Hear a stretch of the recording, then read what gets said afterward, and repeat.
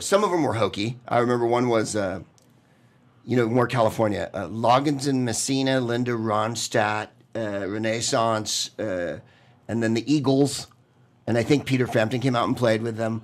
And then, but the one that I remember was Sammy Hagar, Mahogany Rush, Blue Oyster Cult, Jay Giles Band, and the Jan Hammer Group. Oh, my God. Doing Miami Vice shit.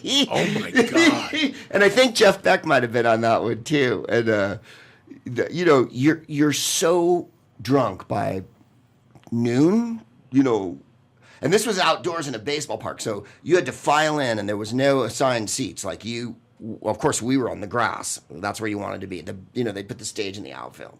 And I remember a big fat biker chick dropped her acid on me. And I was pretty high, and I was just laying there. And something fluttered down onto my jeans. And this giant woman came running over, and I was fucking high. And she went like that and grabbed it right off my crotch. And I was like, what's happening? And then she went, thanks, I dropped my acid. Hilarious. My first big one was... You have to go you could do drugs outside in those days. In the 70s, you could fucking do anything. No, in those days at those concerts, do coke and shit you in front of everyone, but no one cared. You ripped the joint out, that's it. And acid, take out sheets of acid. And sheets of acid. Yeah. It was fucking crazy. But my first big one was Aerosmith, Ted Nugent. Yes. Frank Marino, Mahogany Rush, Poco. And I'd like to say Journey, but I'm not sure. I don't want to say it and get myself in trouble. No, they were a 70s band. They're definitely in there. And I remember walking home, and we could hear Ted from my house. Oh, yeah. Like from Route 3 in the Meadowlands. Yeah. Then the Dead did one, and somebody jumped off a balcony in the beginning of the Meadowlands. In the very beginning, the Dead came to Jersey. He was tripping on acid. He jumped off the fucking thing. Tripping balls, bro. You decide I could fly. Wow. The Who and the Dead did a tour, too, together. And they played. I didn't go to that one. I didn't go to that one. But they did. I didn't see it. I saw... I saw the Who, David Bowie, and Clash. The Clash. I saw the Clash a bunch of times. And that dude... Blondie. I saw Blondie a bunch of times. I love Blondie. Poindexter? Buster Poindexter. Yeah, when he was... at Shea Stadium. David Johansen. David Johansen at Shea Stadium. He had a great group in the 70s. The gayest concert I went to see that I loved, okay? And I don't give a fuck. Was a flock of seagulls and motherfucking the Go-Go's. Yeah. Oh, shit, at the Garden on a Tuesday night. Yeah. I went to see the Pretenders.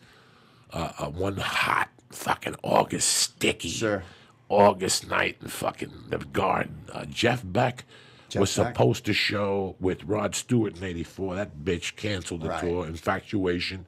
Yeah. I went to see even bands like Huey Lewis and the News. I love music. Me too. And I always wanted to give everybody a chance. I saw Chicago.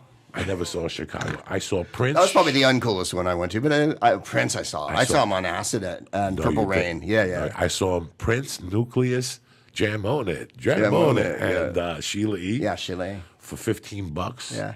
I was blessed and I'm really proud of that. Oh, yeah. Even though I quit high school and I was a loser and shit, I kept up on my shows. I talk about it on my podcast, and people are like, they can't believe it. I'll go, no, I saw AC/DC in 1978, and they weren't the closers, man. Ronnie Montrose band was the closer.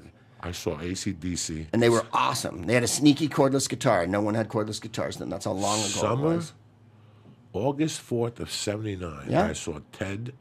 And that was one of those shit. The craziest I ever saw in New York. ZZ Top. Okay, I never saw ZZ Top. The craziest I ever saw in New York was '84 Michael Jackson. Yeah. '84. Remember, '84 was Michael Jackson's Bruce Springsteen, Born to You. You have no idea, Lee. You have no idea. Prince and Madonna. Prince and Madonna. This was all fucking huge. Huge. Yeah.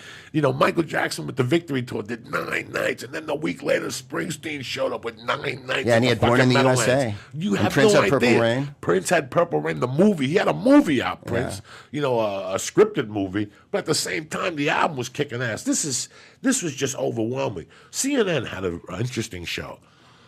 And they covered the 70s, 80s, 90s. Tom Hanks produced it. And one night I got back from a comedy show, and it's 12 o'clock at night, it's on. And they talked about the early 70s music scene and what happened in this country. And this is a fact. In 1973, the United States spent $2 billion on ticket music sales. And if you see who's on, if you press Stevie Wonder, you got to see who's Paul on tour. McCartney, In Elton 73. John, Every Led Zeppelin, Led the Zeppelin, the Stones, Stones, the Who. Fuckos were coming out of Florida. Yeah. They were just starting to destroy.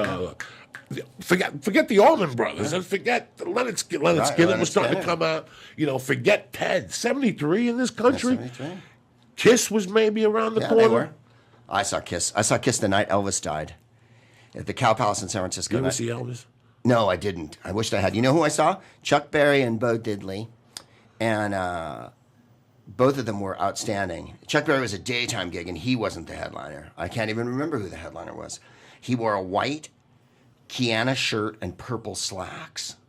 And it's, you know, like loafers with tassels, right? Chuck. And he was how old then? This was 76. So he was 45?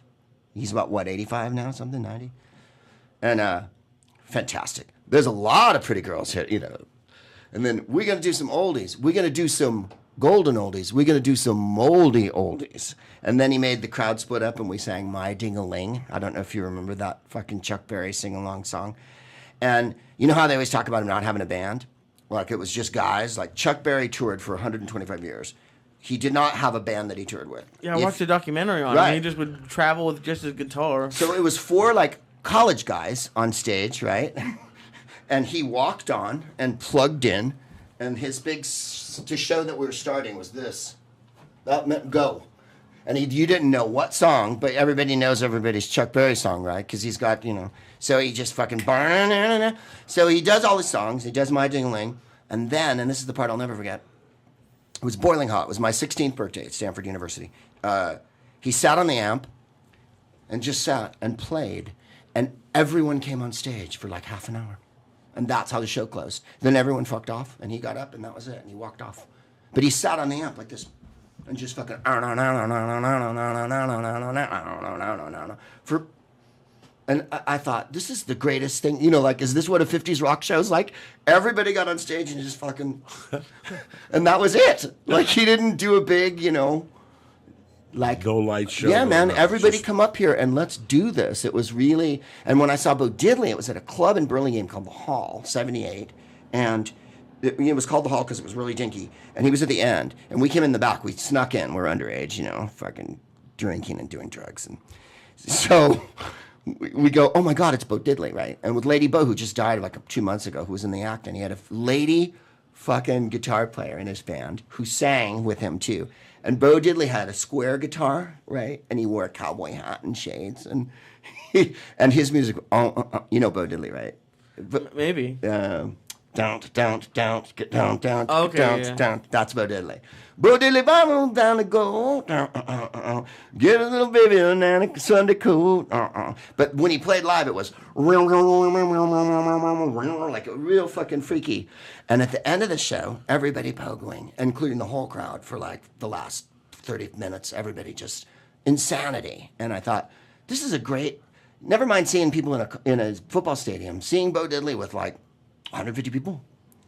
And he was, you know, not at the top of his career. He's probably doing a gig for $1,000. You know what I mean? This is 1978, 79. It was like... And he still went out there and fucked you up. It was... I'll never forget it. And then we went up to him after, met him, and he couldn't have cared less. And he